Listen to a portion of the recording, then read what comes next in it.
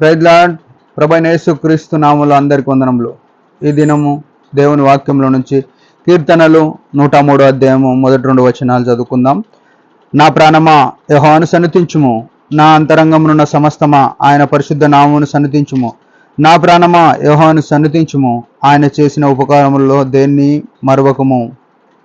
ప్రియమైన వారలారా, మనం చదువుకున్న కీర్తన చాలా సాధారణంగా ఆరాధన వర్తమానం ప్రతి స్థలంలో కూడా చాలాసార్లు విని చదివి నోటిపాఠమై కంఠస్థ చెప్పే వాక్య భాగం అది.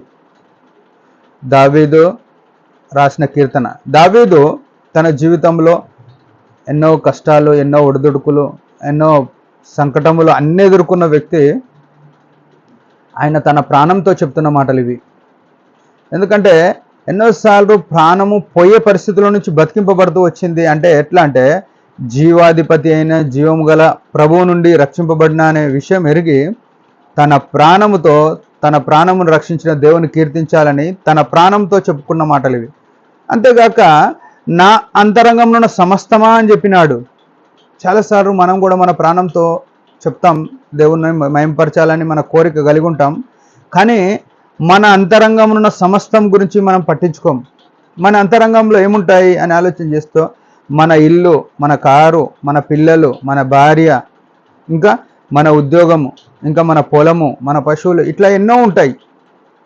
వీటన్నిటిని బట్టి కూడా ప్రభువుకు మహిమ రావాలి అనే ఉద్దేశము దావీదు యొక్క కోరిక అది.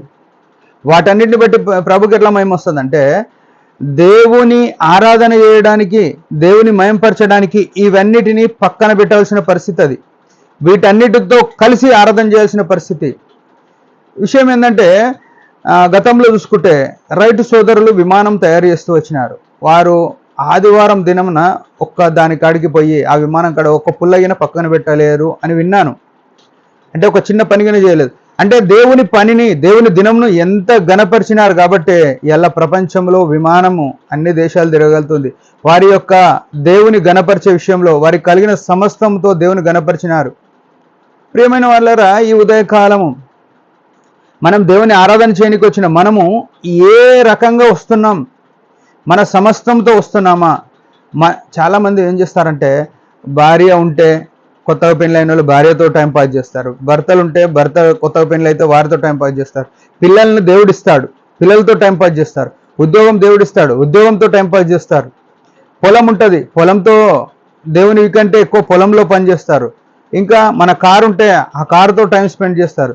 ఈ ఆదివారం దినము అంటే ప్రభు దినము, పునరుత్థాన దినాన్ని పరిశుద్ధ దినముగా మనము కలిగి ఉండకుండా వాటితో టైంపాస్ చేసి దేవునికి వాటి వలన మహిమ రావాలి, కానీ వాటి వలన దేవునికి మహిమపరిచే విషయం కూడా మనం మర్చిపోయి చాలాసార్లు ఉంటాం.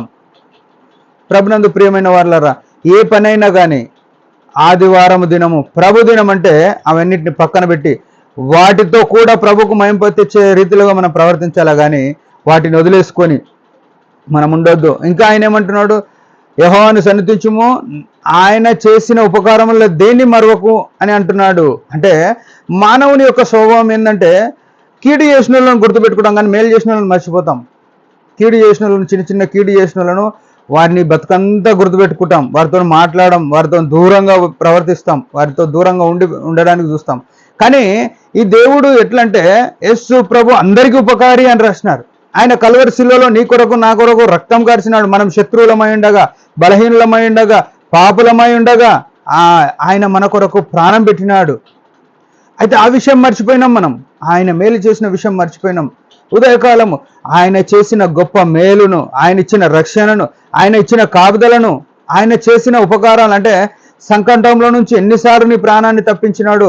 ఎన్నోసార్లు అనుకుంటాం, అరే ఈరోజు పెద్ద ప్రమాదం తప్పిపోయింది, ఎంతోమంది ప్రాణాలు పోయినాయి, మేము బతికినాం అని చెప్పుకుంటాము.